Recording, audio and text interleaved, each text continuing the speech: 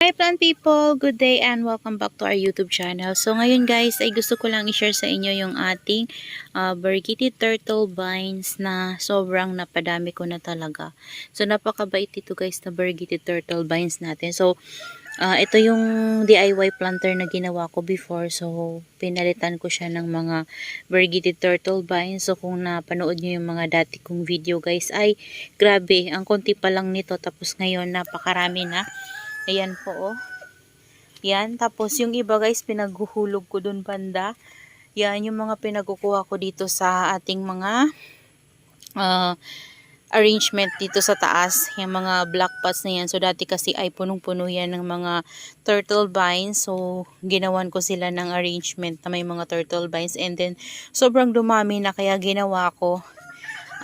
Pinagtatanggal ko kasi natatalo na nila guys yung ating mga succulents dyan sa sa pot na yan. So ginawa ko, tinanggal ko. Ayan, meron pang nabubuhay guys. Ayan oh.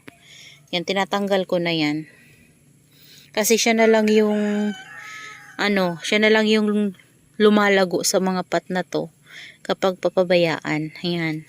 So yung mga tinanggal ko dyan ay hinulog ko lang din sa ilalim. So kung makikita nyo guys, so yan o, napakarami. So 'di ba, napakabait ng turtle vine. So yan, kung gusto nyo guys ng mga turtle vine, so walang problema si turtle vines kahit na umuulan, itanim nyo, okay na okay siya. Ayan. Hanggang doon yan guys sa dulo. Dito naman guys, gusto ko lang i-share sa inyo yung mga successful na natin na naging propagation from leaves. So ito sila. So yung iba guys ay dahil sa sobrang kakaulan ay nagsisimashi sila kasi lagi silang na bisika ng dito tubig. So tinanggal ko na pala guys yung net. So kung mapapansin nyo guys, ayan wala na tayong net. Ayan. O diba, wala na. Kasi palagi guys dito umuulan at makulimlim, so tinanggal ko na lang yung net. So i-share ko lang sa inyo yung mga napropa natin ng mga succulents from leaves. So ito guys si Burgundy Super Bomb, ayan siya guys. Tapos meron tayo dyan mga Purple Delight, yan din tayong Burgundy Purple Delight. Ito siya guys, so yan siya. So Burgundy Purple Delight po yan. So ito yung namatay ko to na succulent, so pinropa ko na lang yung natira niya na leaves. So ayan siya, so sana mabuhay natin. Yan, nilalagay ko lang dyan, pinapatong-patong lang din natin yan. Tapos ito si Lilacina yung natanggal. Kaso guys, sa mga nagpo-propagate po sa leaves ay mahirap po talaga sila kasi lapitin sila ng mealybug. Ayan po, mealybug yan. So nakapag-spray ako sa kanila ng Milatayon nakaraan, pero hindi ko masyadong inisprehan nito guys kasi yung pag nag-spray kasi tayo, yung ibang succulents hindi nila kinakaya yung gamot. So ang nangyayari ay nagaano sila guys, namamatay. Ayan, lalo na't baby pa sila. So ito hindi ko alam kung ano yung nito guys. Ayan ano kaya to? So ilagay lang natin dyan. So pinaglalagay ko lang dyan guys yung mga leaves. So ito yung natin, Silver Prince. Ayan.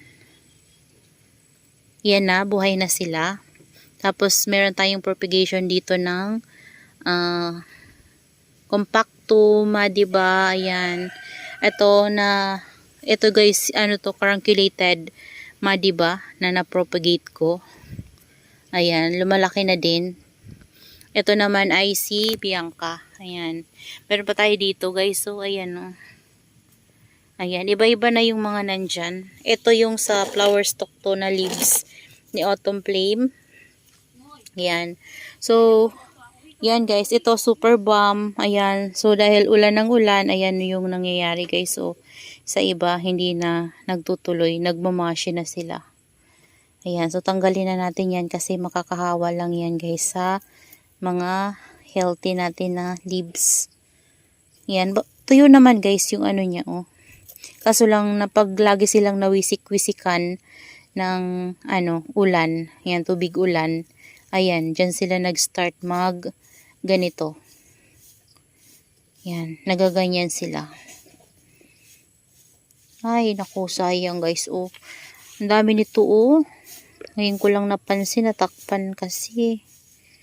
Ayan, ang dami. Super bomb to guys. Ayan oh. Ayan. So ito okay naman sila. So kaso karamihan guys ay nag-ano oh. Yan. And dito naman guys, i-ano ko lang, bigyan ko lang kayo ng update dito sa ating mga Aron P. Ayan. So buhay na po yung ating Aron P. Hindi na yan natutumba. Ayan. And yung ating ano dito, so pwede ko na siguro tong tanggalin. Ayan. Okay na siya guys. Ganyan lang naman po yung ginagawa ko kapag hindi pa sila stable. Kapag stable na, pwede na nating tanggalin kasi kapit na po yan. Ayan. So, yan yung ating claret. Kaso lang guys, madudungis sila kasi naglagay nga tayo ng